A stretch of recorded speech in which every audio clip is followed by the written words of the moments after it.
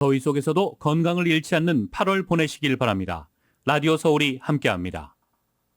강혜신의 오늘의 미국.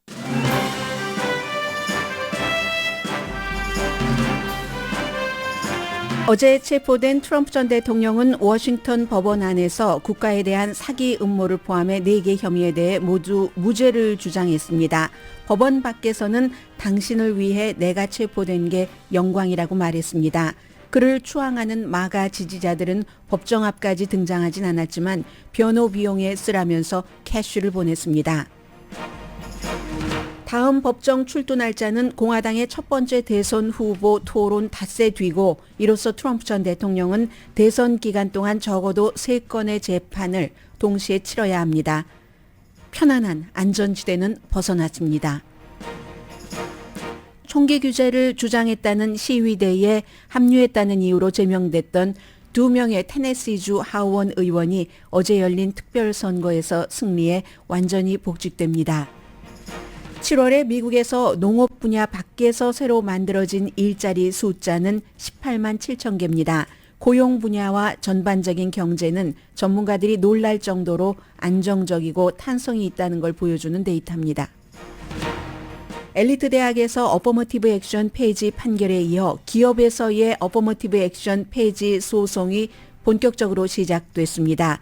애틀란타에 있는 벤처 회사가 하버드에서 어퍼머티브 액션 폐지 소송을 주도한 에드워드 블럼에 의해 소송당했습니다.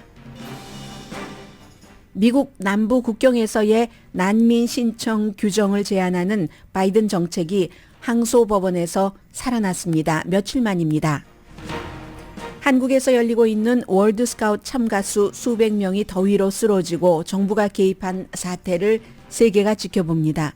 세계에서 청소년들이 몇만 명 참석했기 때문입니다.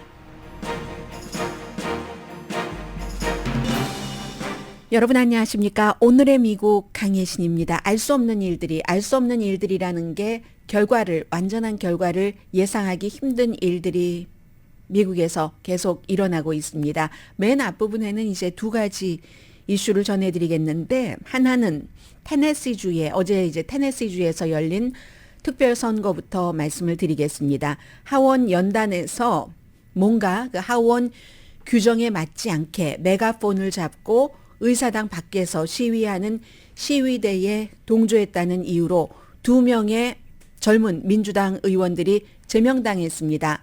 공화당 의원들에 의해서. 그리고 같이 민주당으로서 그 같은 시위에 합류했었던 백인 민주당 의원은 제명되지 않았었습니다. 그래서 그 당시에 그 글로리아 존슨이라는 의원이 나는 아마 백인이기 때문에 그런 것 같다라고 얘기를 했었고요. 2명의 젊은 20대의 흑인 민주당 의원들이 제명당했다가 로컬에 의해서 다시 복직이 됐지만 완전하게 복직되려면은 어제처럼 특별선거를 거쳤어야지 됐습니다. 특별선거에서 아주 가뿐하게 공화당의 지도자를 물리쳤고 무소속의 지도자가 아니라 도전자를 물리쳐서 2명의 의원들이 이제 완전하게 복직하게 됐습니다. 저스틴 존슨과 저스틴 피어슨. 한 사람은 멤피스가 지역구고 한 사람은 내쉬빌이 지역구인 겁니다. 그리고는 이제 테네시주에서 이달 말에 총기 규제에 대한 이제 특별한 그 회기가 시작이 됩니다. 사실 그 테네시주는 당연히 이제 공화당이 보수적인 곳이니까 다수당이고 그리고 주지사도 공화당입니다. 그런데 주지사와 그냥 본인의 지역구, 로스앤젤레스 같은 경우도 캘리포니아도 인구가 미국에서 제일 많지만 하원 의원 지역구 이런 것이 가장 많아야 몇십만 명밖에 안 되잖아요. 그러니 테네시주는 인구가 적으니까 훨씬 적죠. 그렇게 적은 지역구를 담당하는 사람과 주 전체를 담당하는 주지사와는 입장이 다릅니다. 그래서 빌리 테네시의 공화당 주지사는 총기 규제가 안 되더라도 여러 가지 일을 해보고 있습니다. 전체적인 그 사람들을 이제 생각을 해야지 되기 때문에 왜 의사당 밖에서 어린 초등학생까지 총기 규제를 해야지 된다라고 시위를 했냐면은 바로 그게 내슈빌 초등학교에서 총격 사건이 일어나고 며칠 만의 일이었습니다. 그러니까 선생님들이 학생들이 가서 시위를 하고 공화당이 주도하고 있는 주의회가 전혀 시위대의 목소리를 듣지 않으니까 결국은 민주당의 의원들 3명이 메가폰을 잡고 의사당에서 얘기를 해서 의사당 뭐 절차 예의 같은 것을 무시했다 해서 제명당한 거잖아요. 여기에서도 같은 공화당이지만 주지사와 더 큰 그림을 보는 주지사와 작은 나의 지역구 나만 당선되면 돼 하는 것을 보는 그렇지 않은 의원들도 있겠지만 그런 사람과는 차이가 있어서 주지사는 어떤 형태로든 총기 규제를 좀 대량 총기 사건이 많이 일어나기 때문에 해야지 된다라고 주장을 하면서 특별회기를 소집을 합니다. 그런데요, 이루어질 리가 없습니다. 공화당이 상하원 다수당을 장악하고 있기 때문에 총기 규제를 할 리가 없죠. 할 리가 없다고 안 할 수 있는 것도 아닙니다. 안 되는 것 알면서도 하려는 노력을 하고 그 같은 노력을 보여주는 것, 이게 우리의 원칙이다. 어디까지는 총기 규제가 허용돼도 대량 살상이 쉽게 일어날 수 있는 정도는 막을 수 있는 정도까지는 막아야지 된다. 이게 이제 테네시주의 공화당 의원들과 공화당 주지 사이의 차이점이고요. 그리고 이제 어제 오후부터 계속 지금 세계의 탑 뉴스가 되는 것은 트럼프 전 대통령 법정에 나간 겁니다. 어제도 그 법정이 카메라가 들어가지 않았기 때문에 사람들은 모르지만 저는 이제 그 안에 들어간 리포터가 들어간 사람이 있거든요. 그 리포터의 말들을 들으니까 야, 굉장히 다르구나 하는 것을 느낄 수가 있었고요. 미국의 전직 대통령이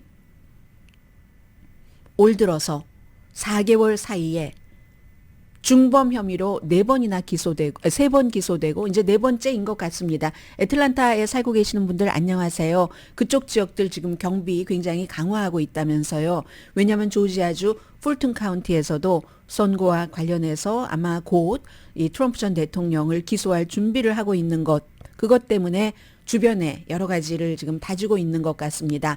어제 이제 3번째로 기소되는 형사 기소, 뭐 첫 번째는 스토미 데니엘스 사건, 2번째는 기밀 문서 사건, 이번이 3번째인데 미국의 그 대통령이 전현직 대통령이 이렇게 형사 혐의로 기소된 적도 없을 뿐더러 4개월 사이에 3번째 기소되는 77살의 트럼프 전 대통령이 78개 혐의로 기소가 됐고 그 모든 78개 혐의에 대해서 어제 4개 혐의요 특히요 무죄를 주장을 한 날입니다. 인정신문을 받은 그런 순간입니다.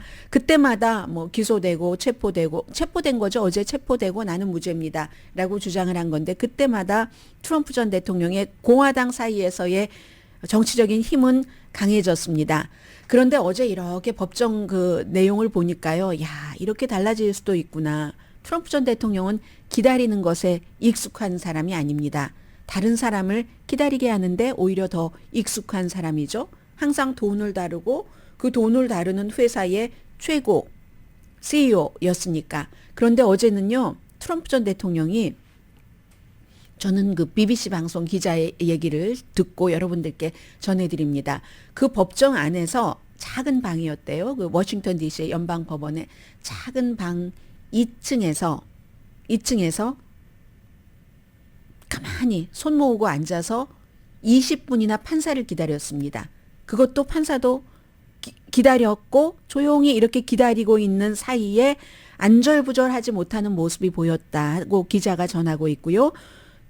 그리고도 그 근처에는 최근에 트럼프 전 대통령이 굉장히 공격을 많이 한 사람이잖아요. 정신 나갔어. 미쳤어. 와일드해. 제정신이 아니야. 백악관에서 무슨 예를 들어서 하얀 가루가 발견됐으면 잭 스미스 특별검사가 거기 언제 갔는지 한번 기록 한번 볼래? 그 사람 내가 볼 땐 제정신이 아닌 것 같던데 뭐 마치 약물 중독자라는 얘기인 거예요.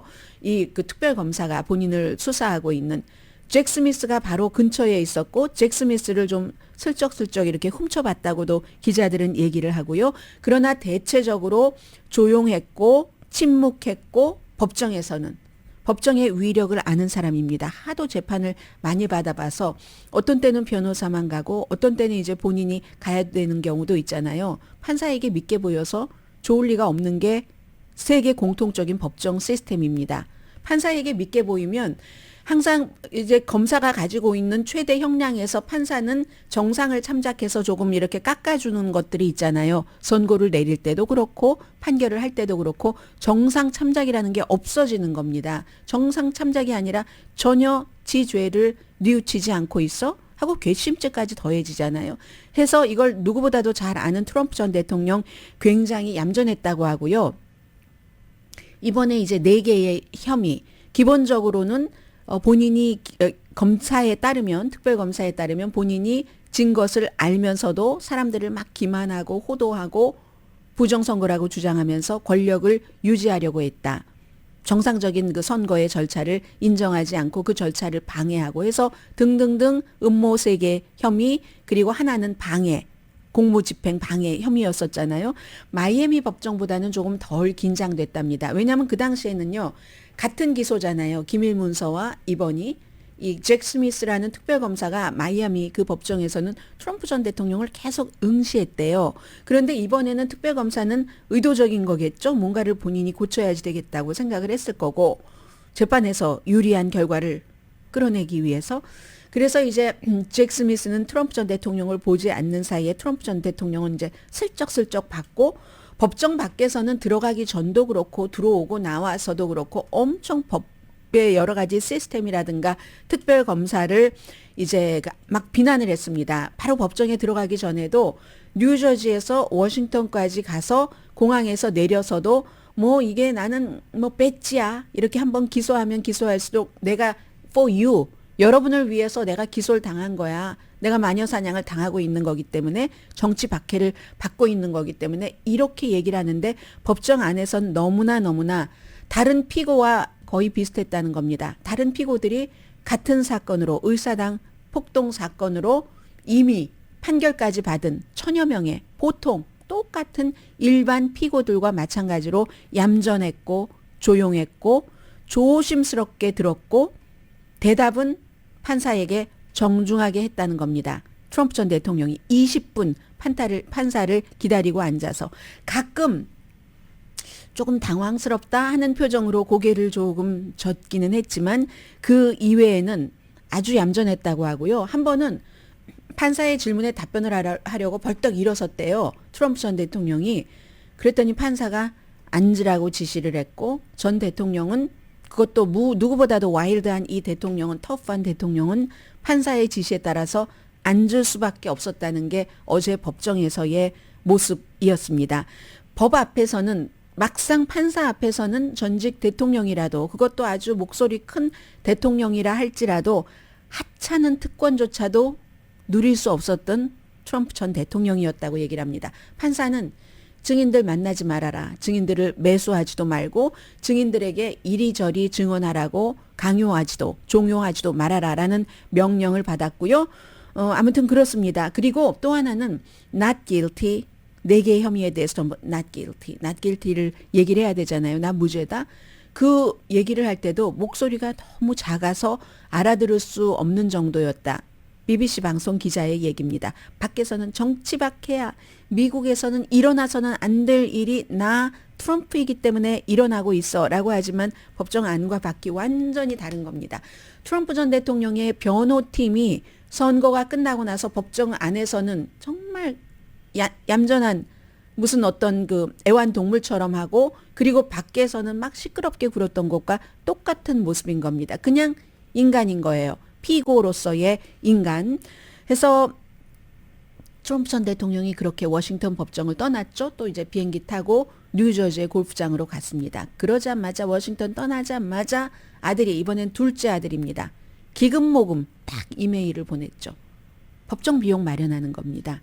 그래서 이 이메일의 제목이 야수의 배, 야수의 복부인 워싱턴 DC를 이제 나쁘다고 얘기를 하는 거예요. 여기서의 재판이 트럼프 전 대통령에게 공정할 리가 없다고 알려주는 것이고 아무튼 그렇습니다. 그래서 첫 번째 기소가 됐을 때는 그때는 이제 트럼프 전 대통령을 지지하는 사람들도 놀랐고 충격이 있었고 아주 금방 400만 달러가 모였어요. 그리고 기밀문서 사건 때는 금방 100만 달러 모였습니다.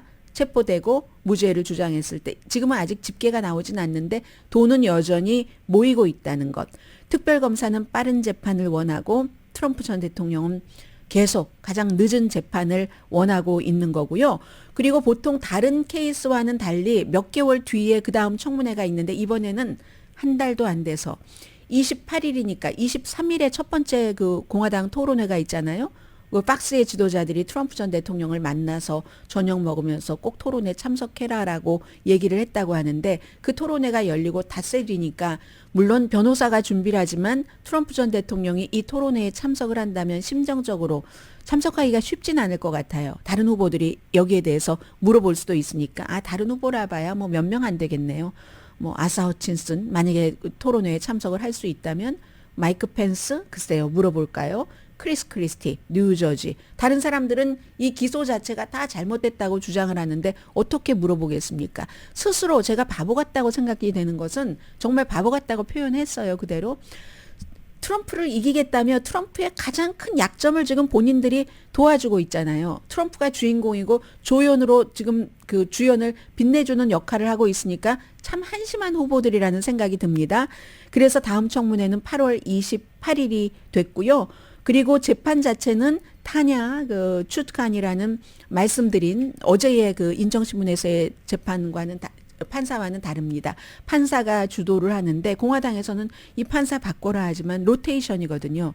로테이션이기 때문에 바꿀 수는 없는 것 같습니다. 그리고 또 트럼프 전 대통령이 직접 지명한 그런 판사가 기밀 문서 케이스는 지금 하고 있으니까 사실은 마찬가지인 겁니다. 이 판사는 오바마가 지명한 판사고 의사당 폭동 사건에 대해서 아주 터프한 판결을 내린 그런 판사입니다. 그런데 오바마가 지명했지만 당시에 95대 0으로 상원에서 공화당이고 민주당이고 만장일치로 이제 판사로 통과를 시켜준 사람입니다.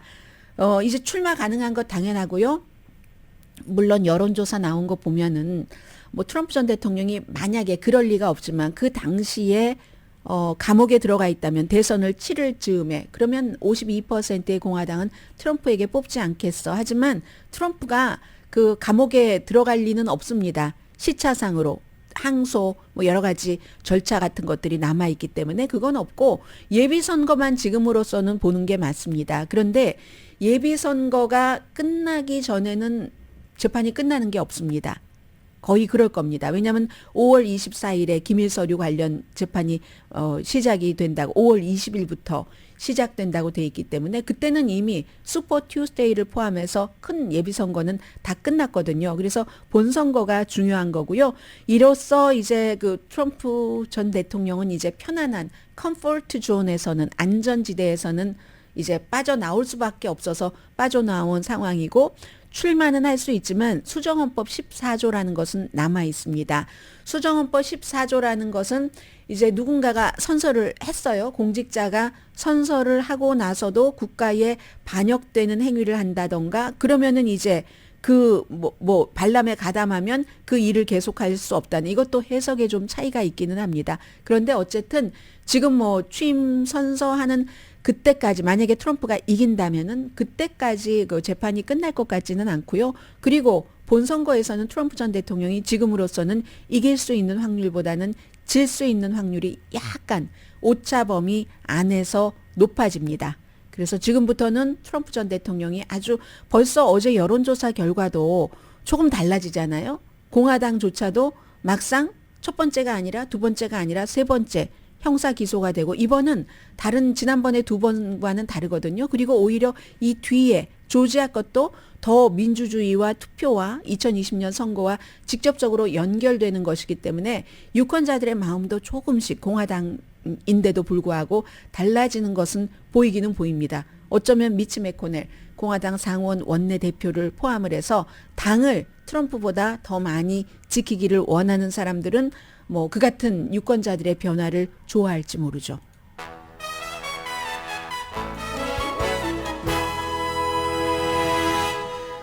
오늘의 미국은 전문가가 추천하는 이민법, 가정법 전문 제인정 종합법률사무소 총 20억 달러 승소, 교통사고와 상해 전문 브라이언 타필라와 CG 변호사그룹 공동 후원입니다. 네. 케빈 맥카티 공화당 하원 의장 여전히 트럼프 전 대통령을 아주 강하게 비호하고 있습니다. 그는 프리덤 코커스를 포함해서 그런 강성 지지자들의 지지가 없이는 본인의 잡을, 하원 의장이라는 잡을 유지하기 힘들기 때문에 그 같은 결론을 내리는 게 분명해 보입니다. 잠시 뒤에 이것도 마찬가지예요. 경제 뉴스를 조금 먼저 전해드리는 게 낫겠는데요. 경제 뉴스와 함께 뭔가가 한 가지가 결정됐다고 이거 금방 뭐 좋아하고 싫어할 일이 아닙니다. 어제 한국일보 일면에 실린 그 같은 내용이 굉장히 탑뉴스니까 한국일보 일면에 탑으로 실었겠죠. 그런데 하루아침에 그 결과가 또 뒤집혔거든요. 인생에 있어서는 안 그렇겠어요? 길게 두고 봐야지 될 일이라니까요. 잠시 뒤에 전해드립니다.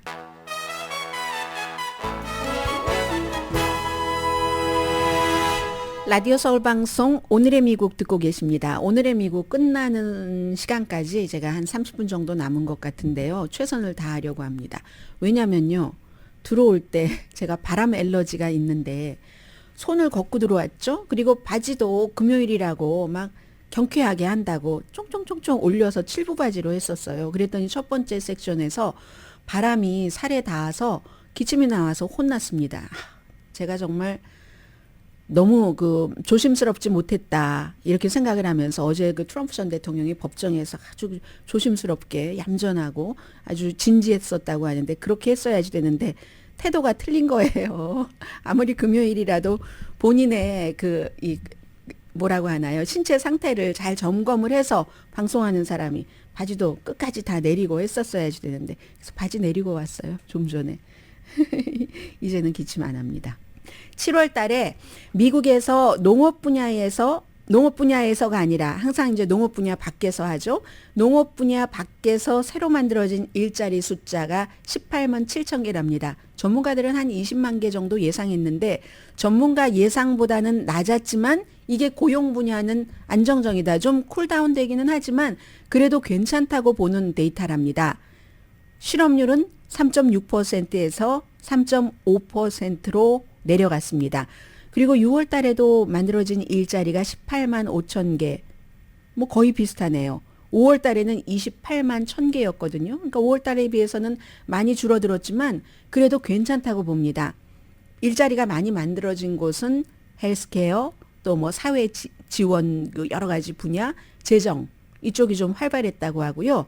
노동 참여율이라는 것을 늘 이런 보고서 나오면 말씀을 드리죠. 지금 일을 하고 있거나 일자리를 찾는 사람. 왜냐하면 이건 아예 뭐 아주 일자리가 없을 때는 더 이상 아무리 찾아봤자 나는 일할 수가 없어 하고 완전히 포기하는 사람들이 있잖아요. 그런 것 없이 일을 하거나 일자리를 찾는 비율도 62.6%로 5개월 연속 변화가 없답니다. 시간당 임금은 한 달 전에 비해서는 0.4%가 올랐고 12개월 평균은 4.4% 올랐습니다. 그러니까 인플레이션보다는 조금 오른 편이네요. 뭐 연방준비제도가 굉장히 참고할 만한 그러한 자료죠. 왜냐하면 다음 달에 9월 22일에 이자율 인상 여부를 결정하는 공개시장위원회가 있으니까요. 제가 여기서 저희 프로그램 하나 홍보할까요?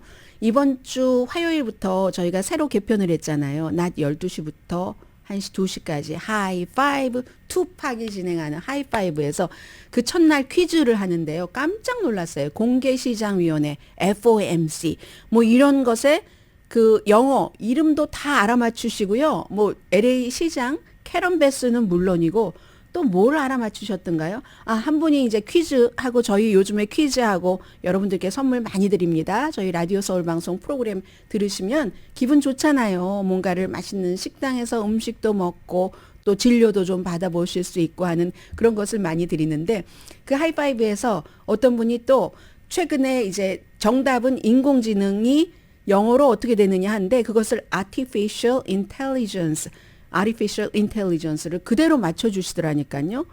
그래서 그분이 또 처음에는 그 문제를 조금 성급하게 들으셨는지 문제를 챗GPT라고 답변을 하셨어요. 그러니까 이제 진행자가 다시 물어봤어요. 아니 그게 아니라요. 챗GPT 이런 거에 기반인 인공지능을 영어로 뭐라고 합니까? 그러니까 네. 그 artificial intelligence라고 딱 말씀드려서 제가 깜짝 놀랐습니다. 아니 그 뉴스를 하시는 분들도 아니신데 어떻게 그렇게 뭐 FOMC라든가 그 AI라든가 이런 것에서 대해서 많이 알고 계시는지. 어쨌든 다시 뉴스로 돌아가면 FOMC 공개시장위원회에서 9월 20일에 이제 뭐 이자율 올릴까 아닐까 뭐 그대로 둘까 이런 것을 결정하는데 참고가 될 하나의 오늘 이슈고요. 고용 분야는 물론이고 이게 이제 전반적으로도 미국의 경제가 아직도 건실하다. 차가워지고는 있지만 고용 분야를 중심으로 해서 근로자 수요, 근로자를 아직도 찾는 사람들이 있다는 게 놀라운 어떤 그 경제적인 탄성을 보여주는 거죠. 공개시장위원회 측에서는 어찌 보면 이거보다 조금 더 나쁘면 좋은데 그래야 인플레이션, 사람들이 돈을 덜 벌어서 물건을 덜 사고 물건을 덜 사니까 수요와 공급의 원칙에 따라서 수요가 줄어드니까 물건값도 조금 내려갈 수 있고 공개시장위원회가 원하는 것, 완전히 원하는 것만큼은 아니더라도 쿨다운은 되면서도 계속 고용률이 유지가 되니까 이게 탄성이라고 부르는 거죠. 그런 얘기요. 전문가들도 아주 놀라울 정도의 경제적인 탄성을 미국은 계속 보여주고 있습니다.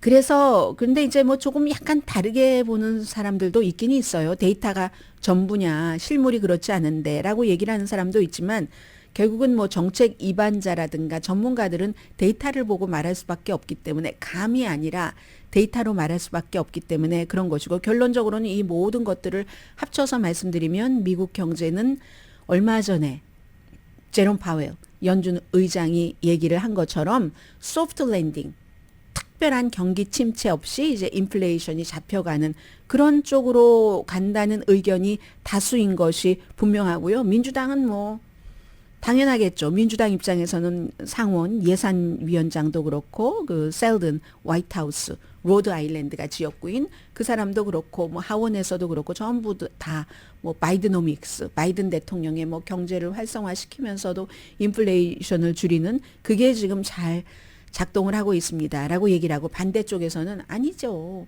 고용이 슬로우하고 있다는데 주목을 해야지 되죠. 이거 성장에 제동이 걸릴 겁니다. 이렇게 얘기를 하면 고용이 슬로우해지는 거 또 연준은 좀 약간 좋아할 수도 있고 입장마다 다 다르는 겁니다. 똑같은 데이터를 놓고 해석하는 것이 한 가지 분명한 건 있죠. 채권에 투자하는 사람들은 실망했겠죠. 왜냐하면 뭔가가 불안정해야지 경기 침체 확률이 높고 그리고 경제가 뭔가 삐걱거려야지 사람들이 가장 안전하다는 채권에 투자를 해서 채권이 막 올라가잖아요. 그런 점. 그래서 누구에게 해석에 대한 말을 듣느냐에 따라서 다를 수는 있다. 물론 그 해석자가 언제나 조금 페어한 마인드를 가지고 있는 사람이라면 조금 더 낫겠죠. 경제, 사회, 문화, 정치 모든 것에 걸쳐서 경제에 대한 해석도 마찬가지고요. 그리고 난민 신청 규정에 대한 바이든 행정부의 정책이 항소법원에서 살아났습니다. 하급법원에서 죽었었어요. 캘리포니아에서 내린 그 판결에 의해서. 그래서 월요일부터 이거 그렇게 하지 말아라 해서 바이든 행정부가 아닌 것과 같은 전혀 반대인 것과 같은 시행명령을 내렸었습니다. 멕시코 남쪽에서 멕시코를 거쳐서 미국으로 와서 미국에서 딱 국경에서 난민 신청하는 사람들의 난민 신청을 아주 까다롭게 했었죠. 언제부터요? 5월 달부터. 타이틀 42가 끝나는 때부터. 타이틀 42는 팬데믹 기간 동안에 트럼프 전 대통령이 만들어서 바이든도 이어왔었던 건데 팬데믹이 공식적으로 끝나면서 끝냈습니다. 팬데믹 기간 동안에는 우리나라 사람들도 팬데믹 막 확산되는데 어쪽 남쪽에서 오는 사람들 우리가 일일이 다 그 상태를 알 수 없으니까 국민의 보건을 위해서 사실은 그런 이유는 아니었지만 트럼프 시대의 정치적인 이유였지만 명목상으로는 그렇게 해서 그랬다 했는데 바이든 대통령이 더 이상 팬데믹이 끝났는데 그 타이틀 42를 유지할 수가 없어서 그걸 없앴습니다. 그리고 나서 사람들이 난리가 났죠. 우리 텍사스는 어떻게, 애리조나는 어떻게 날마다 국경을 밀치고 들어올 거야 했기 때문에 바이든 행정부가 또 국경 정책에 대해서 얼마나 비난을 받고 있습니까? 공화당으로부터. 눈물을 머금고 민주당이 원하는 뭐 인권 이런 것도 그렇고 세계 뭐 난민 정책 법에 맞춰야 되는 것도 그렇지만 일단 미국에 와서 난민 신청을 하려면 미리 온라인으로 다 신청 접수를 해야지만 된다. 승인을 받아야지 된다. 아니 난민 신청하러 오는 사람들이 특별히 정치 망명이 아닌 이상해야 그게 쉽지 않은 일이잖아요. 그리고도 또 미국을 거쳐서 오는 멕시코 남쪽에서 오는 그 나라들에서 뭐 엘살바도르, 과테말라 등등 저 더 남쪽에서 위로 올라오는 사람들이 많기 때문에 그런 사람들은 그 중간에 거쳐오는 국가에서 완전히 또 보장을 받아야 되고 한마디로 난민 신청을 어렵게 해서 미국에 들어오는 사람을 막으려는 게 바이든 대통령의 정책이었습니다. 그게 캘리포니아주의 법원에서 그거 아니야 불법이야 그런 비인도적인 그 시행령이 어딨어 하고 불법이라고 판결을 딱 내리면서 월요일부터 그렇게 하지 마라 라고 했거든요. 그러자 바로 또 바이든 행정부에서 항소를 했습니다. 이번에는 제9항소법원인 것 같던데요. 네. 최종 결정은 아니지만 임시적으로 최종 결정을 내릴 때까지는 그걸 시행을 해라. 난민 신청을 좀 어렵게 그래서 막 미국으로 국경을 통해서 넘어오는 사람들이 좀 덜하게 이 덕을 많이 봤죠. 이걸 시행을 하고 함으로 인해서 사람들이 야 타이틀 42 끝나면 큰일이야. 뭐 하루에 몇만 명씩도 들어오겠어 했는데 그런 일이 없어졌던 게 바로 이 같은 난민 신청하러 오는 사람들을 어렵게 했기 때문에 그렇습니다. 그래서 언제까지일지는 모르지만 적어도 몇 주일 이상이 될 가능성도 많고요. 이제 이 시행을 계속 할 수 있어서 국경을 넘어오는 사람들을 좀 줄일 수 있는 이런 것들이 된 겁니다. 그래서 이제 이런 것들을 이렇게 보면은요.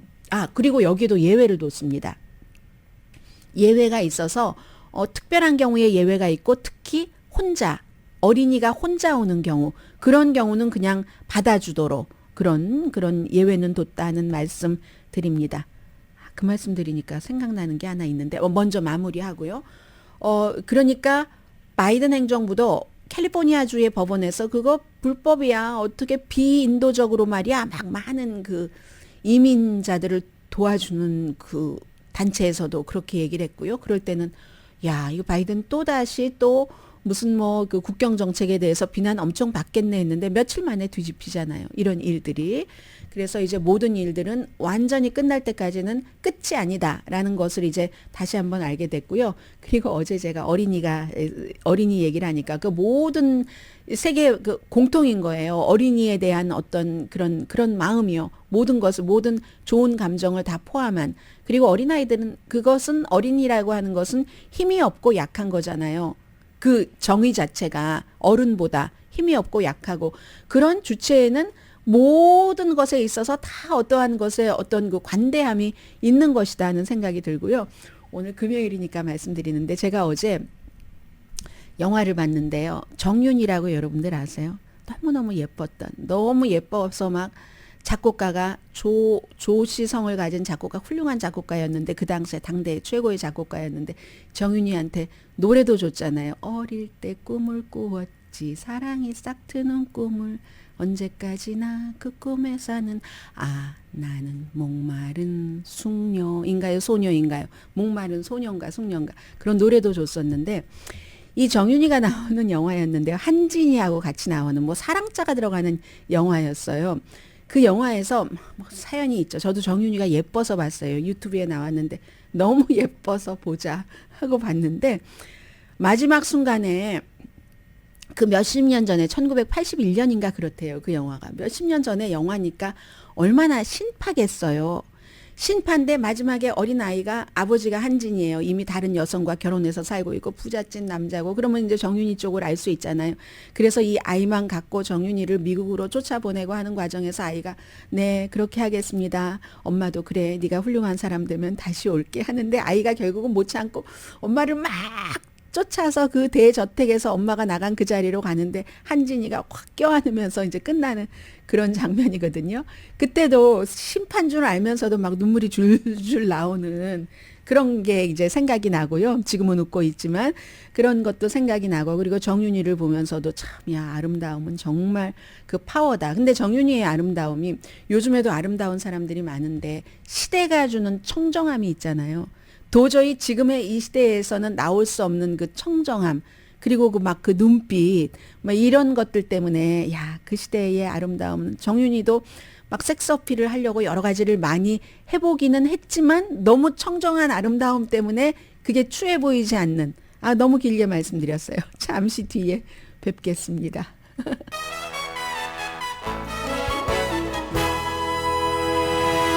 라디오 서울 방송 오늘의 미국 듣고 계십니다. 엘리트 대학에서 어퍼머티브 액션 페이지 가장 최근에 하버드와 유니버시티 오브 노스캐롤라이나 연방 대법원에서 폐지해라는 판결 받았고요. 그 뒤에 제가 여러분들께 많이 말씀드렸습니다. 똑같은 사람입니다. 무슨 Students for Fair였던가요? 그 단체가 백인이 중심이 돼서 백인을 위한 그 소송을 하면서 그 에이시안계를 좀 약간 그 얼굴로 앞에 조금 내세웠었던, 그래서 성공을 했었던 에드워드 블럼, 이 사람이 이번에는 수요일에 애틀란타 법원에 소송을 접수했는데 기업으로 가는 겁니다. 경제계까지 어퍼머티브 액션이 확산이 되는 신호입니다. 애틀란타에 있는 벤처 캐피털 회사 이름이 두려움 없는 펀드, Fearless 그 펀드라고 해서 주로 이제 스타트업에 지원을 많이 하는 회사입니다. 이 회사를 소송을 했습니다. 이 기업에서 회사에서 어퍼머티브 액션 하지 말아라. 왜냐하면 이 회사가 2019년도에 3명의 흑인 여성이 만들었습니다. 그 가운데 이제 뭐 한 조연급 정도는 되는 캐시아 나이트 플리암, 어떻게 말씀드려야 되나, 커스비 쇼에도 많이 나오고 있었던 아프리칸 아메리칸 배우를 포함해서, 지금은 아마 이름이 이사에서는 빠진 것 같아요. 흑인이 만들어서 여러 가지 스타트업에 그 지원을 하고 하지만 특별히 딱 하나의 프로그램을 꼬집어서 1년에 작은 스타트업에 $20,000씩 4번 후원을 하는 게 있답니다. 그런데 그게 이제 소수인종인 거예요. 그랬더니 아니 이건 차별이지. 민권법에 위배되는 거야.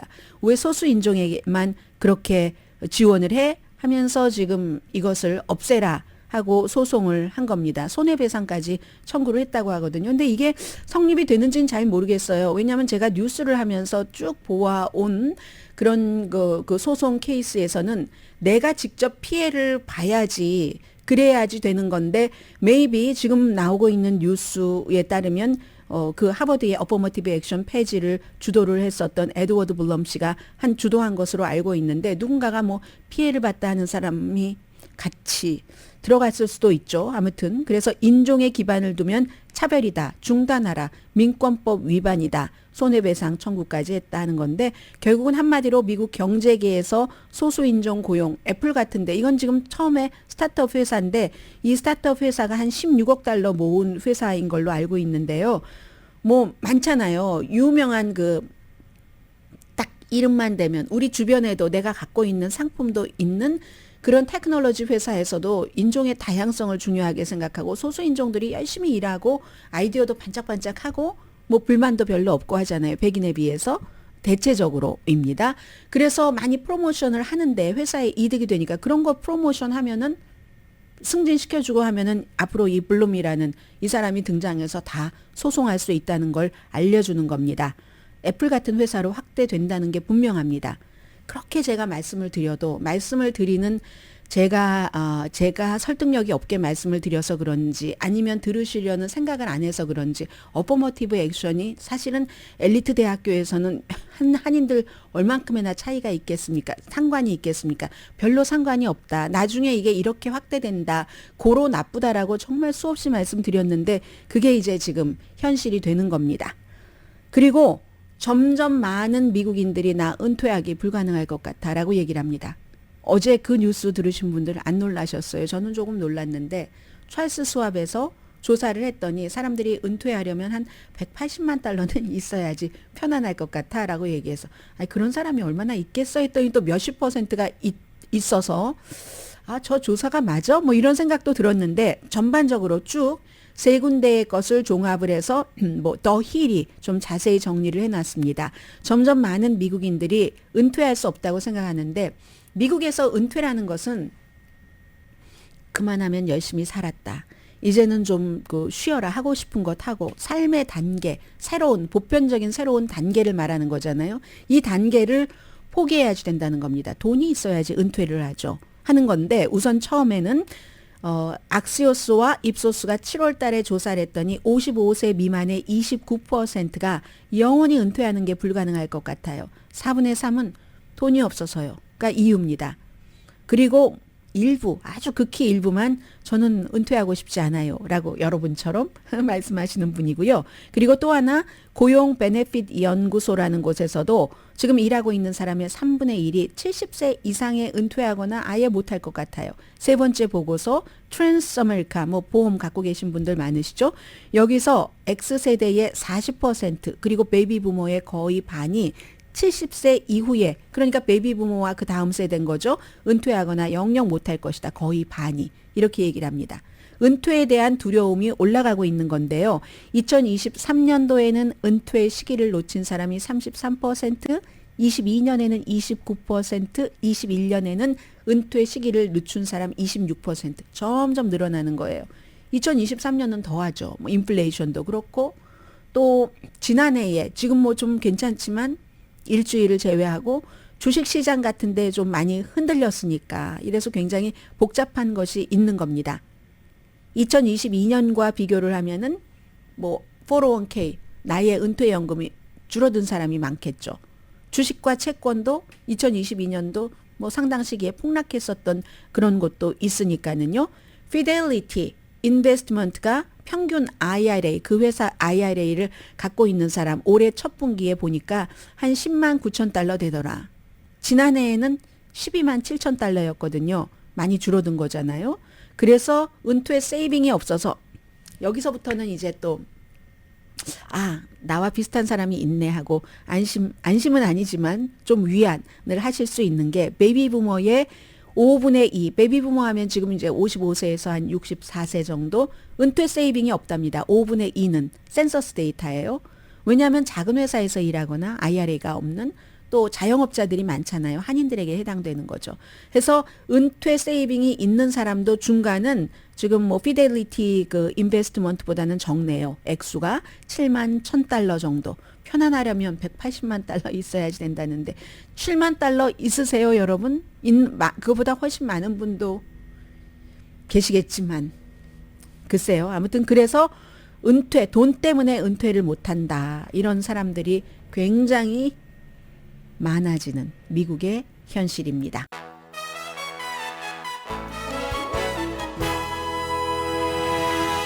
재미있는 기사 보다가 1초 늦었어요.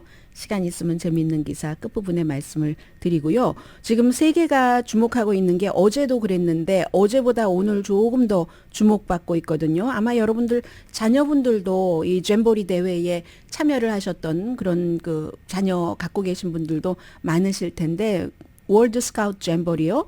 본부는 스위스에 있고 그리고 뭐 실행 본부, 운영 본부는 말레이시아의 쿠알라룸푸르에 있고 올해 이제 한국에서 부안에서 이 스카웃이니까 한 14살에서부터 17살 그 청소년들이 쫙 캠프 차리고 여러 가지를 하는 거잖아요. 이벤트를 극기 훈련도 하고 모든 환경에 적응하고 세계 각 나라에서 온 친구들을 만나고 열기 때문에 폭염 때문에 지금까지 뭐 거의 뭐 800명 이상이 의사들 그 치료를 받고 했다는 거거든요. 세계 158개국에서 4만 3천 명이 참여를 했는데 그 나이 또래에 막 여러 가지를 같이 이렇게 하면서 4년마다 한 번 합니다. 올림픽처럼.